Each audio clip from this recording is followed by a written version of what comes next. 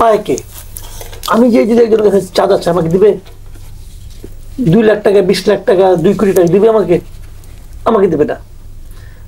গত 15 বছর কে চাঁদাবাজি করতো? ছাত্রলীগ, যুবলীগ। ওরা কোথায় এখন? ওরা তো চাঁদাবাজি কিভাবে করতে হয় একদম মানে পেটটা সিজন, কিন্তু কিভাবে চাঁদাবাজি করতে হয় ওরা কোথায় এখন? ওরা এখন চাঁদাবাজি করতে পারে না কেন? কাজেই চাঁদাবাজি করার জন্য যে লোকটা ওখানে যাচ্ছে, যে লোকটা হাত দিয়ে টাকা নিচ্ছে, যাকে আপনি দেখছেন, উনি মেইন না। মেইনটা হলো উনি কার লোক, সেটা ইম্পর্টেন্ট। শেখ হাসিনা যখন ক্ষমতায় থাকে তখন ছাত্রলীগ চাঁদাবাজি করতে পারে, অন্য কেউ করতে পারে না। আবার শেখ হাসিনা যখন ক্ষমতায় না থাকে, যে ক্ষমতায় থাকে সে চাঁদাবাজি করতে পারে। এখন ক্ষমতা আছে কে? এখন ক্ষমতায় আছেন ইউনূস সাহেব। ইউনূস সাহেবের দল চাঁদাবাজি করবেন, এটাই স্বাভাবিক। বাংলাদেশে এটাই চলে আসছে। যারা চাঁদা দেয় তারাও জানে যে ওরাই চাঁদাবাজি করতে পারবে, ওদেরই চাঁদাবাজি করার লাইসেন্স আছে, কে তারা টাকা দেয় থাকে। আরেকটা জিনিস হলো, তারা এটাও জানে ইউনূস সরকার টুডে টুমোরো সে তো চলে যাবে খুব অল্প সময়, তাই সে বড় জোর থাকবে এপ্রিল পর্যন্ত। উনি তো এপ্রিলের কথা বলছেন, এপ্রিলের পরে কারা আসবে ক্ষমতায়, ওনারা ওই হিসাবটাও করেন। কে আসতে পারে সম্ভাব্য হিসাব করে দেখেন, এর মধ্যে এবি পার্টি নাই। এবি পার্টি গেলে কিন্তু ওই মাত্রায় চাঁদা পাবে না, মাইরে দিতে পারে, মাইরে দিতে পারে। কিন্তু যদি যাই বলে আমি ছাত্র দল, আমি যুব দল, সুরকে চাঁদা দেবে, হয়তো ম্যাক্সিমাম বল ভাই এখন তো এত টাকা নাই, 2 দিন পরে আসেন, দিয়ে ব্যবস্থা করে ফেলাম। এখন ক্ষমতাসীন দলকে, ওই দলের লোককে চাঁদা দেয় কেন? এখন এই পয়েন্টটা আসেন আপনি, কি কারণে দেয়? দেয় এই কারণে আমাদের এখানে যে প্র্যাকটিসটা সেটা হলো যে ক্ষমতাসীন দল আইনের শাসন কায়েম করতে চায় না দেশে।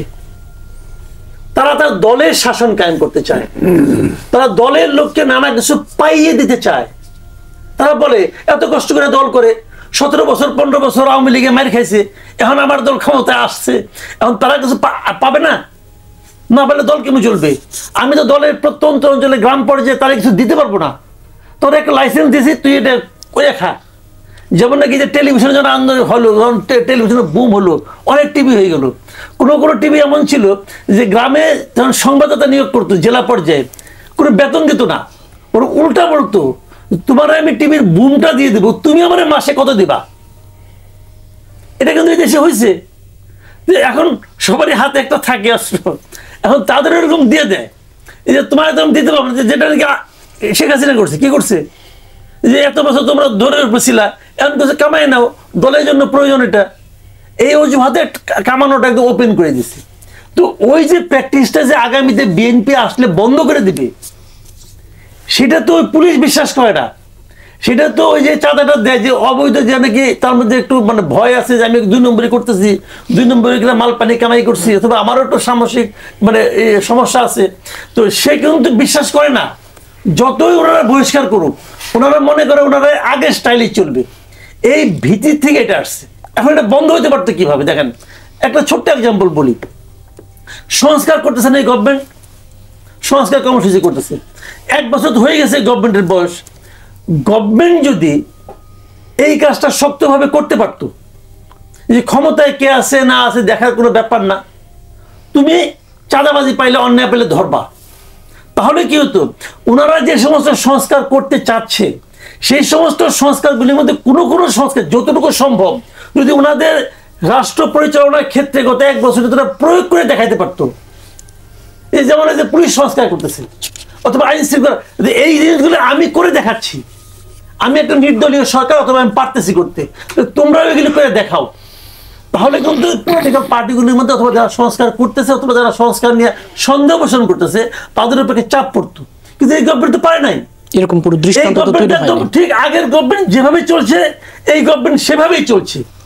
বরঞ্চ এই গভর্নমেন্টের কেউ মনে করছে যে আগের গভর্নমেন্ট তো 5 বছরের মেয়াদ দিয়ে আসছিল, 5 বছর ধরে খাইতো, আমার তো সময় কম, অল্প সময় যত বেশি পাওয়া যায় খাওয়া দরকার, এই টেন্ডেন্সি এই গভর্নমেন্টের মধ্যে আছে।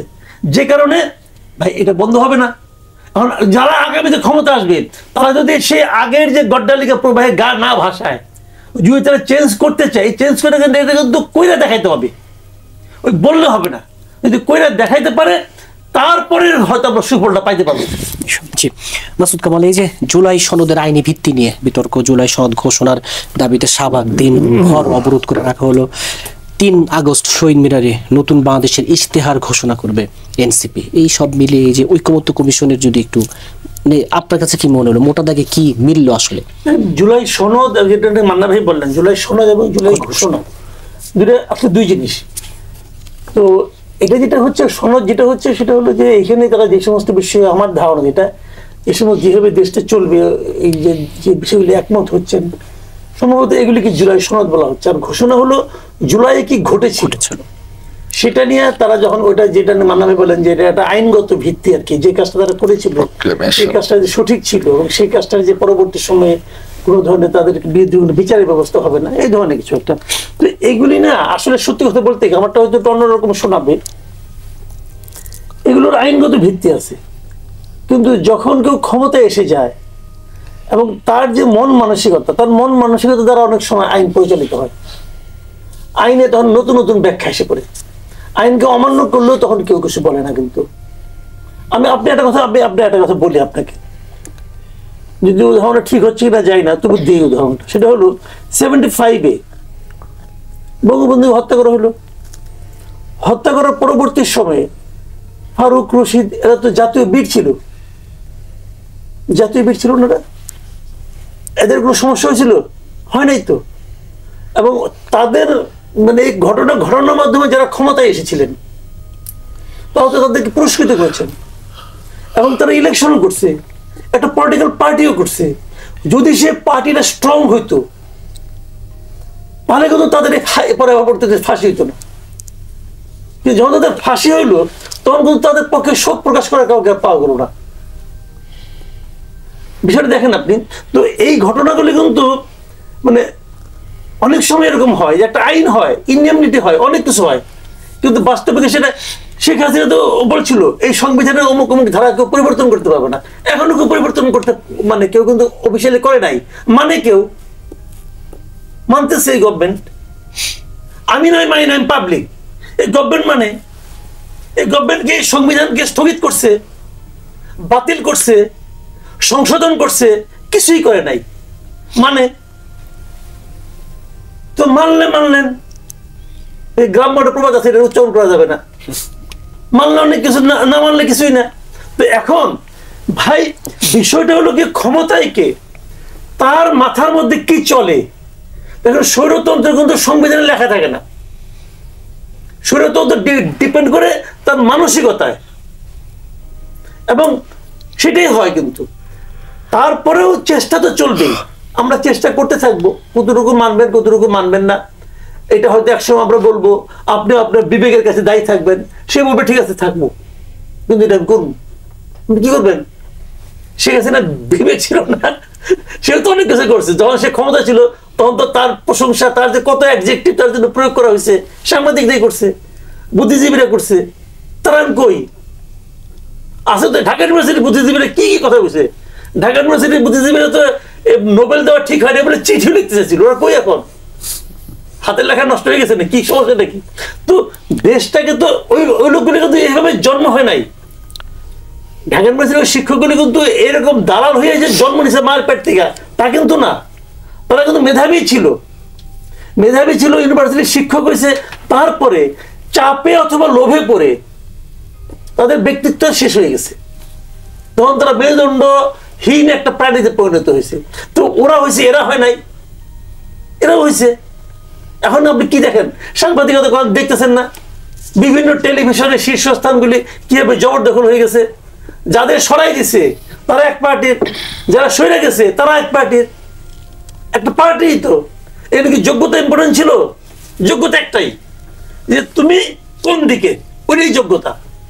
এখন যদি সব জায়গায় এরকম থাকে, সমস্ত জায়গায়, সমস্ত সেক্টরে, সমস্তগুলি আপনার মানে প্রতিষ্ঠানে যদি যোগ্যতাটা হয় দলীয় আনুগত্য, তাহলে যখন নাকি আপনি এরকম একটা আপনি সনদ করেন অথবা যাই করেন, সেটা যখন অমান্য করবে এই দলীয় অনুগত লোকগুলি কিন্তু ঠিকই আছে, এটাই ঠিক বলার লোক, তখন আমরা যে চিউ চিউ করে কি বলবো এটা শুনবে না, কিন্তু ওইটাই ঠিক।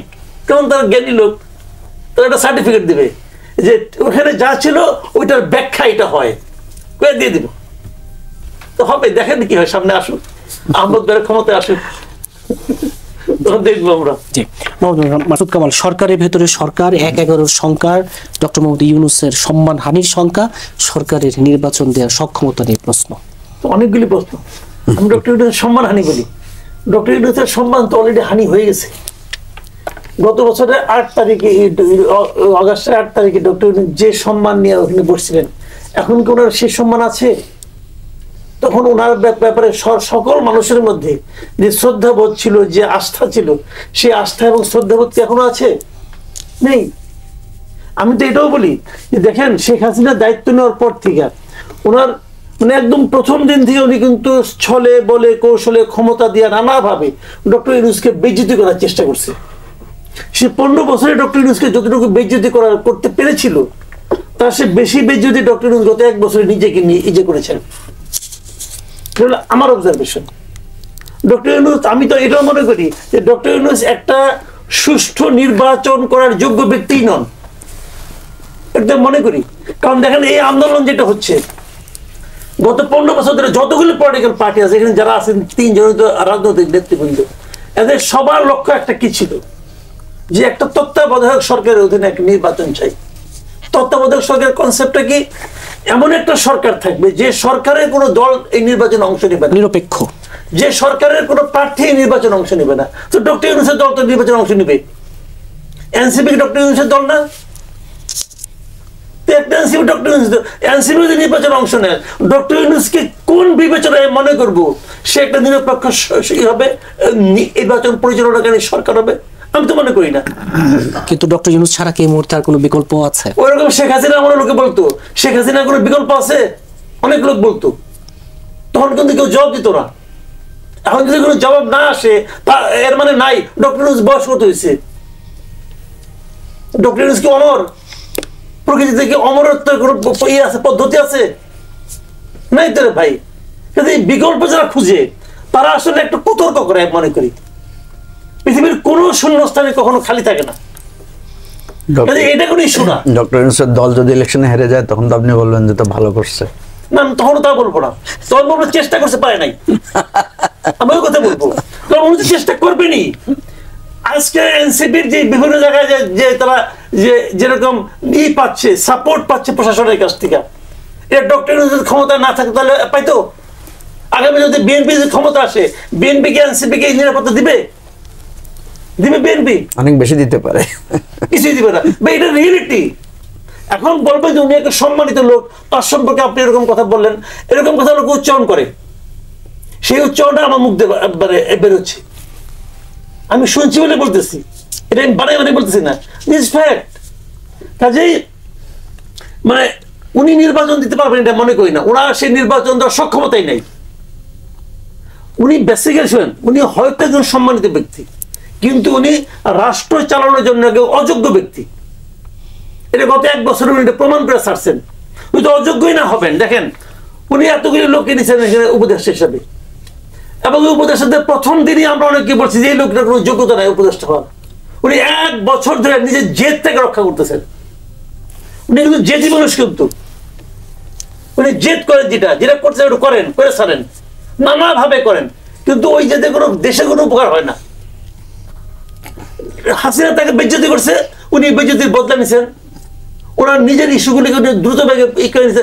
উনি তো বলতে পারতেন যে আমি আইনের শাসন কায়েম করতে চাই, অতএব আমার বিরুদ্ধে যে মামলাগুলি আছে এই মামলাগুলি স্বাভাবিক নিয়মে চলুক, এই আইনকে এই বিচার বিভাগে কেউ প্রভাবিত করবে না। উনি তা করেন নাই, অপেক্ষাই করেন নাই, সব মামলা উঠাই নিছেন। বলে আইনি শাসন কে বললো? হইল এটা আইনি শাসন?